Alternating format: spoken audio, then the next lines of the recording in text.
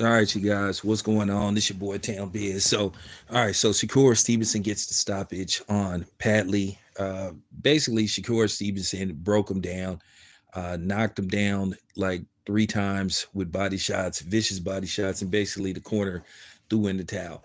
At the end of the day, I expect people to find something to complain about.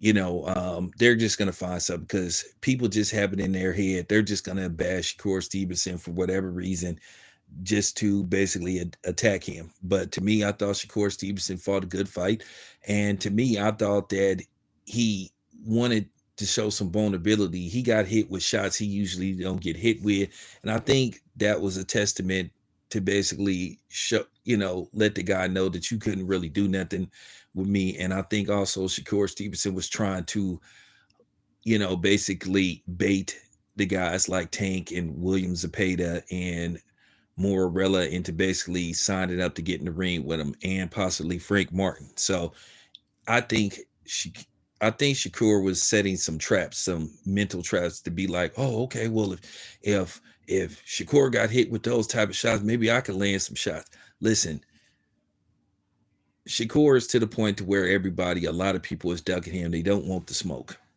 And I thought he fought great. I'm not trying to hear these excuses. And I have to call Sean Porter out with his goofy looking mustard colored suit by basic sorry Kenny, I'm sorry. That suit was whack as fuck for basically being a hypocrite in his double standards. Now all of a sudden they're talking about, well, Shakur, he need to close the show. This is why he might not be able to get the big fight. Listen, I'm gonna say this much. If you believe in your skill, if you believe that you're better than this guy, you believe that you are a smarter fighter. Tank just got through talking about can't nobody see him as far as skills go. Well, then Shakur Stevenson should be your next fight. You said you are more skillful than everybody put together, so that means you should be able to find a way to beat Shakur Stevenson, right? So if you don't fight Shakur Stevenson next, then once again, you're going to be showing people that you are full of it. Shakur Stevenson, the Tank, should be next unless Lomachenko decides to come out of semi-retirement and fight Tank. Now, they just got through in the previous fight, or, the fight with Madrimov and Ortiz. Madrimov was jumping in and out, backing up throughout the fight. Now, if he had melanin, they would have probably said he was running. Shakur Stevenson was coming forward, walking Padley down. You guys can't have it both ways. You guys said he was running, he was backpedaling. So I actually watched the fight. So I'm shutting y'all down. If y'all Stevenson was coming forward all night, stalking him, landing great counters, landing great combinations. At the end of the day, if he knocks him out right away, you'll say, oh, okay, well, you'll find something wrong with that. You'll say it was the mismatch. Shakur Stevenson wanted to get his rounds in. He wanted to get his rounds in. So, at the end of the day, people are going to try to tear down Shakur Stevenson because at the end of the day, they really don't understand how boxing works. He came forward. Y'all said he was running in his last couple of fights.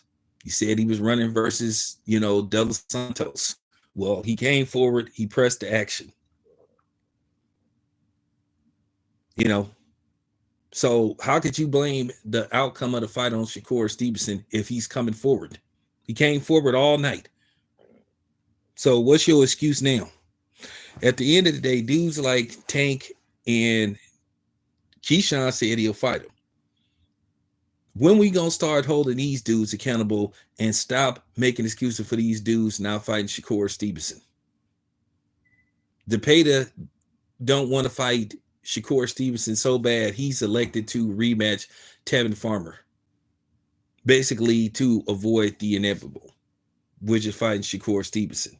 I guarantee you, people are gonna make excuses and say, "Oh, he doesn't deserve a fight with Tank." Well, what did Lamont Roach do to get a fight with with Tank? So I'm just gonna keep it a buck. If Shakur Stevenson, with the exception of Lomachenko or somebody like that, a high caliber opponent, even though Lomachenko has, a foot and a half into retirement, I'll be okay with that.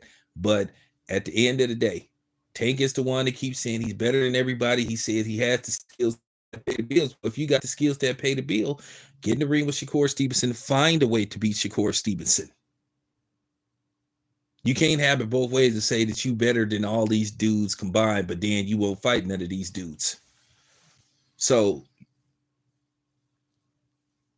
depending on what happens next week, the pressure should amount on Tank to make the Shakur Stevenson fight. I think it'll be a good fight. I think it'll be a really good fight. As far as Floyd Schofield go, that's what would have happened to Floyd Schofield. I think it would have lasted probably a lot less than this fight did, because I think Shakur Stevenson was going to do a number on Schofield. And, you know, his father is probably going to tweet something saying that that dude shouldn't have lasted this long. Well, at the end of the day, you didn't have the guts to get in the ring with Shakur Stevenson, period. You basically came up with an excuse to get out of the fight. So we don't want to hear nothing Floyd Schofield. Period. Period. We don't want to hear nothing, period, from Floyd Coonfield. Nobody should even value anything he say. Nobody should take heed and listen to anything Floyd Schofield says, the dad, because he proved to be a clown. He proved to be a liar. He proved to be a sucker. They did all that class and basically pull out of the fight. Doctor exposed them, just, you know, basically. And Shakur, at the end of the day, Shakur gonna fight how he wants to fight. He got the stoppage. What more do you want from the dude? And then, like I said, Sean, you can't have it both ways. You can't sit up there and praise Magnumov how he fought, but then you sitting up trying to attack Shakur Stevenson how he fought.